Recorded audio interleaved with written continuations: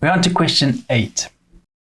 The graph of y is equal to the first derivative, which is mx squared plus nx plus k, is drawn below. The graph passes through the points p, q, and r, with p having a minus 1/3 and 0 for the x value, q with the x value of 1 and 0, and r 0 and 1. That's where it cuts the y-axis. Determine the values of m, n, and k. Now, the way we find m, n, and k is to find the function, the formula of the function. And in order to do that, we know that we go y equals a x minus x1, x minus x2.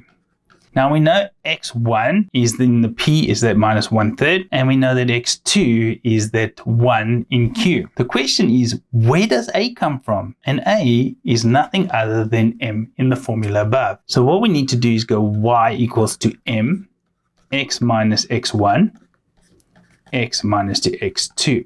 So we mustn't be thrown off if the formula does not exactly look like the way that it is in the book. It just catches one off guard and you think, whoa, where does m come from? M is a variable which is equal to a. And now it's pretty much a case of this, just fill in the variables. So the first thing we need to do is go m, and that'll be x minus, what is x1? Minus 1/3.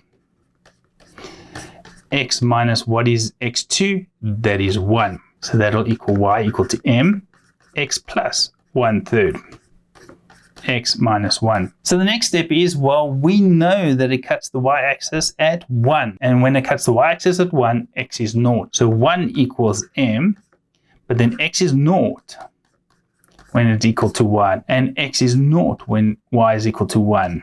And now it's simply a case of having to work this all out. It'll be m 1/3 times by minus 1.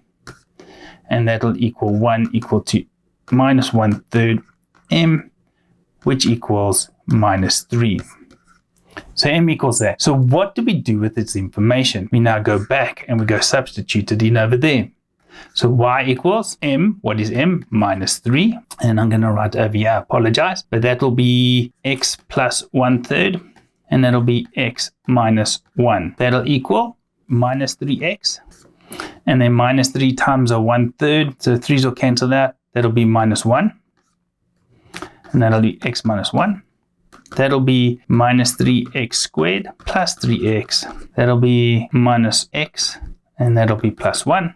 That'll equal minus 3x squared plus 2x plus 1. And if that is the case, then we know that m will equal minus 3. Oh, we worked that out already. N will equal 2, and k will equal 1. Thank you for watching the video. If you have any questions, please drop your question in the questions below. We'll read and respond as soon as possible. If you need more help with math, please click the link below that goes to my channel and go view what we have available there.